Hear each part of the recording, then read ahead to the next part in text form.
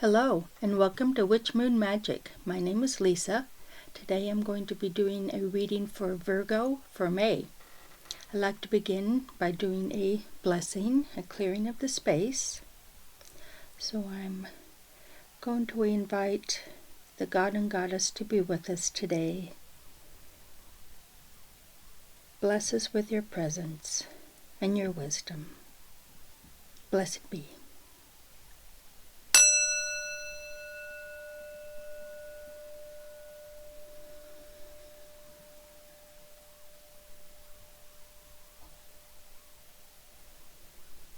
Okay, we'll set that aside and get our cards shuffled. As I said, we'll be doing a reading for Virgo for May. Let's see what kind of messages we can get for Virgo for May. Virgo for May. Oops, there we go. Messages for Virgo for May. One more time. Virgo for May.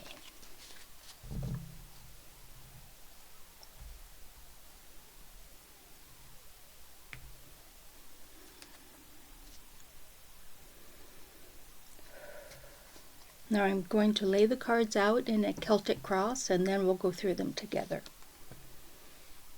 So we've got a sword, a cup, another cup, major arcana, another sword, another major arcana, another major arcana, another cup. Let's see if we move these up. Another major arcana and another cup. Okay. So right off the bat, I'm going to say that the major arcana are the ones you really want to pay attention to. They represent steps along our karmic journey, whereas the court cards and the numbered cards all represent kind of the day-to-day life and how that kind of works together to form a picture for you.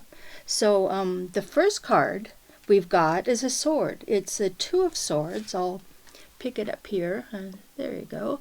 And what it is, whenever you've got a two, it's about making a choice. You've got a decision to be made. And the swords are all about the intellect, your ideas, your mental capacity. It's also about worry and making decisions. Anything in the realm of intellect and the mind. So in this situation, this card is representing that there is a decision that you're struggling over. At this point, she's just throwing her daggers into this target and not really taking a active role in it, in the decision making. She's got a blindfold on, so she's not really looking. She's not really looking clearly at what she's doing. She's just kind of throwing the dagger and hoping for the best. So then the next card, which is called the cross card or the challenge of this situation, is the Knight of Cups. And I'll pick that up for you. You can kind of see it. And he's riding his broomstick over the a body of water.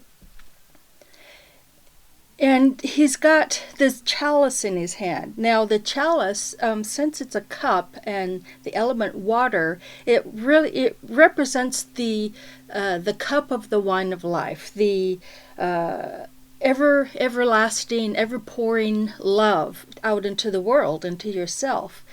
The knight, being a court card, he is very directional. He's going somewhere. He knows where he's going. He's on that broomstick going forward.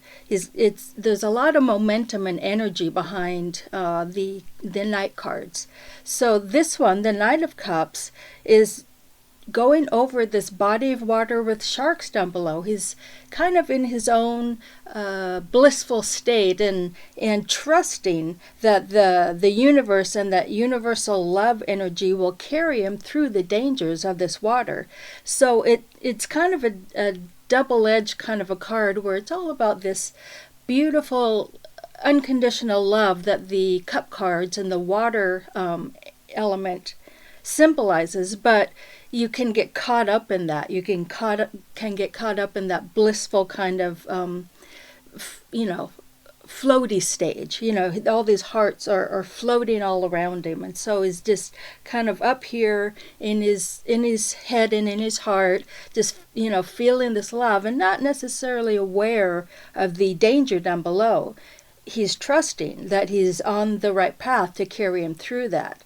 So, just keep that in mind. You've got a decision you're going on or having to make right now, and you've got this deep love energy, this unconditional love energy coming in and pouring out, and just be aware that can also have another side to it, where you have to actually be grounded at the same time and not just be up in the emotions and the feelings all the time.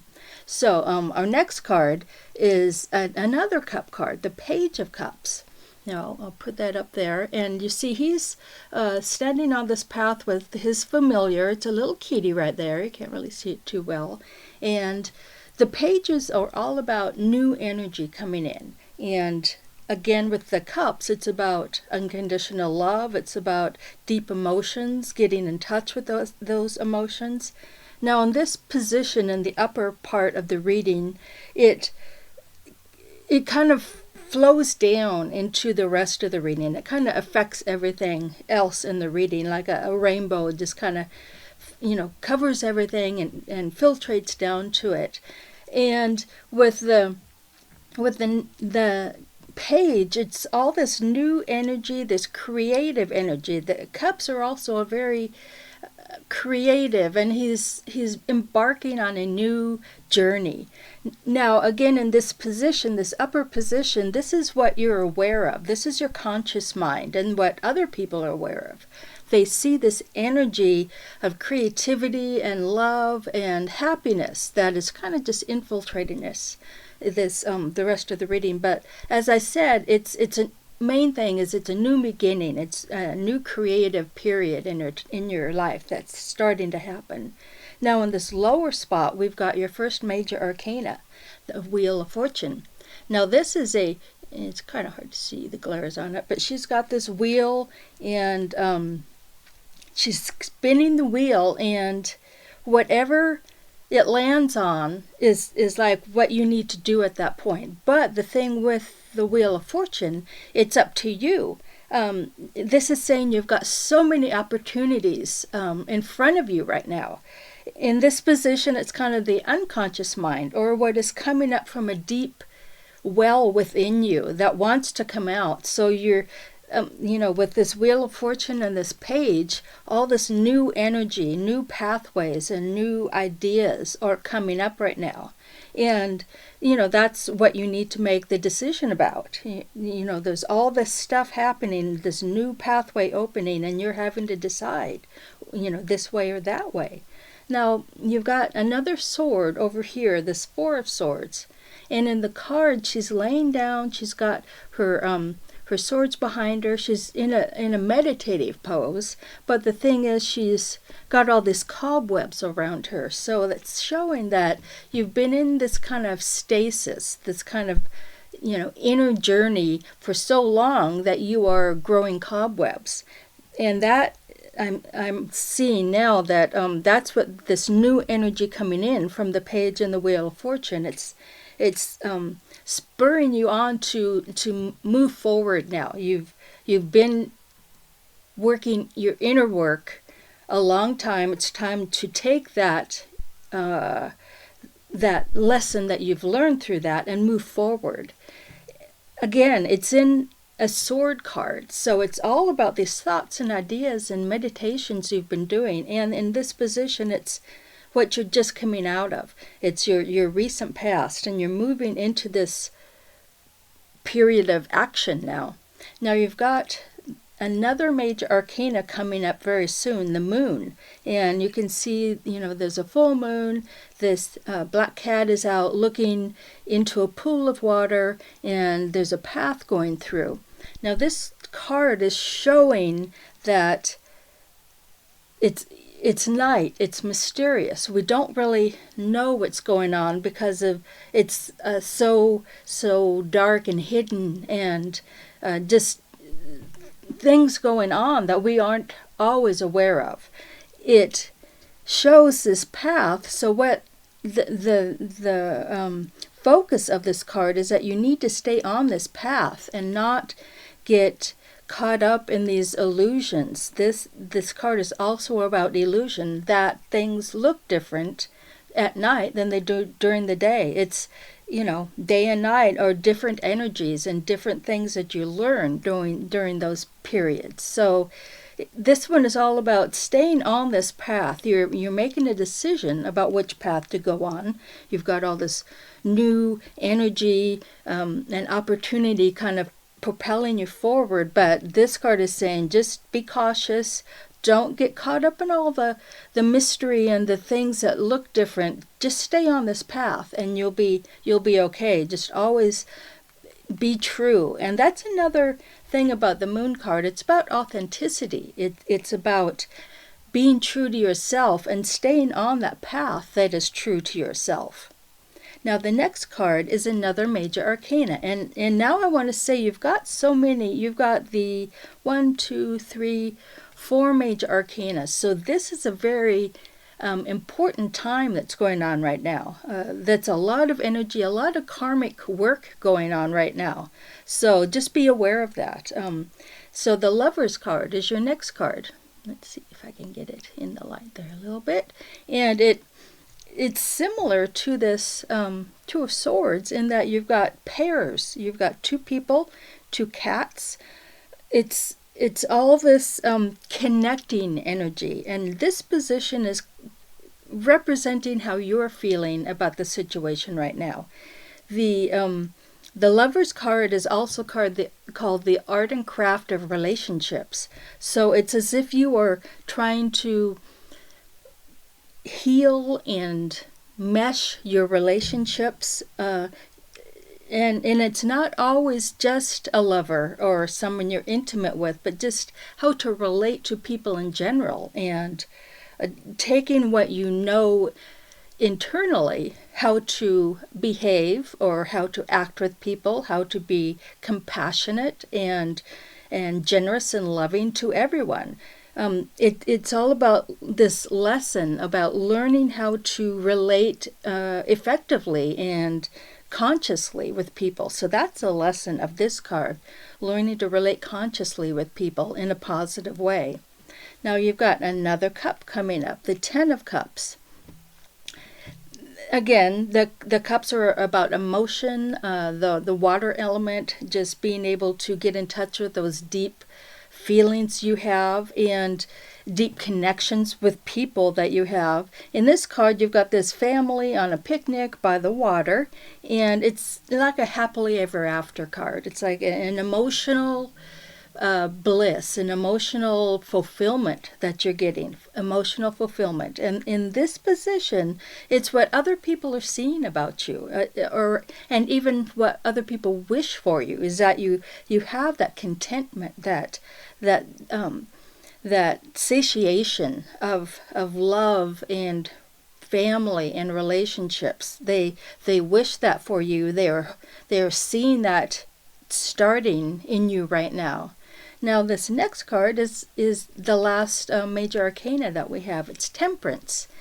Temperance is all about bringing all your energy into balance. She's in this yoga position, and she's meditating. She's standing there finding that balance, and it shows she's got like cupcakes and a martini on one side, and her books and other other things on this side, she's learning to balance the different parts of her life, different aspects of who she is. And this is really the outcome that you're looking for. This is what you're really hoping will happen, is you find the balance between those two parts of yourself and be able to bring that into a positive path forward, like this card. And then we've got another cup at the end, another two, the Two of Cups. And you can't see that too well right there, but the picture is two people on a beach celebrating together, or it's like an intimate moment you have between two people. And it's similar to the Lover's card in that it's about an intimate relationship with somebody, but a lot of times this Two of Cups can be a business relationship, some kind of other relationship that you need to relate on a very deep, very authentic way. This is something that is going to start. It's another beginning. You've got the sunrise right here, and it's the start of a relationship that can blossom into something very important in your life, as long as you bring all this balance into your life and can focus that energy and be true, be authentic with yourself and other people, and you can move forward. You can create anything you want. I'm going to pick another card or two and see if we get a major arcana, and we did, for the outcome. Now I'll start with this Three of Swords. We got another sword, and this one is about heartbreak and worry. There's in it, has to do with something maybe that was holding you back in the Four of Swords. The Three of Swords is that there's rain and a storm in the background, and these swords are piercing a heart. And that means that there is some kind of heartbreak connected to this situation. And then the outcome card is another major arcana, the Devil. Now, the Devil represents those parts of ourselves that we're not quite aware of. It's a lot of subconscious stuff going on, and at the same time, the Devil is wanting you to do something that may not be for your best interest, for your best good. They've got this volcano in the background that shows that there's danger, something to be cautious of, something to be aware of. And the Devil wants to tempt you to stray from your path. So I'm also going to pick a couple from the bottom, just to get some clarification, and another major arcana. So I won't pick any more. Once you get a major arcana, it's like, this is what's going on. So you've got the High Priestess. She is the one that is the keeper of the esoteric knowledge. She is also about very, very strong magical power, very, very strong magical awareness, and being able to discern that for yourself, being able to use those tools of divination, tools of, in these two cards is all these books. It's about knowledge. It's about being able to study and bring all that knowledge to the forefront of your life. And so this is kind of a powerhouse card, this High Priestess, and she is saying, do the work, continue on your path. She won't just hand you stuff. She won't hand you the knowledge. She is expecting you to do the work yourself, but she will be there to guide you, to give you that strength, that inner capacity to move forward. So it's looking to me like this is about relating to people. You've got this new opportunity, this new pathway opening up for you. It's all about bringing things into balance, being very honest and authentic in yourself and in your relating to other people, and stay on the path. Don't let the worry or the anxiety or connections to things that don't serve you anymore. That's what the devil is saying. That that the things he's offering don't necessarily serve you anymore, and you just need to stay on this path forward, and then abundance and opportunity will unfold in front of you. So I hope that resonates with some of you. Please like and subscribe to my channel if it does, and I will see you next time. Blessed be.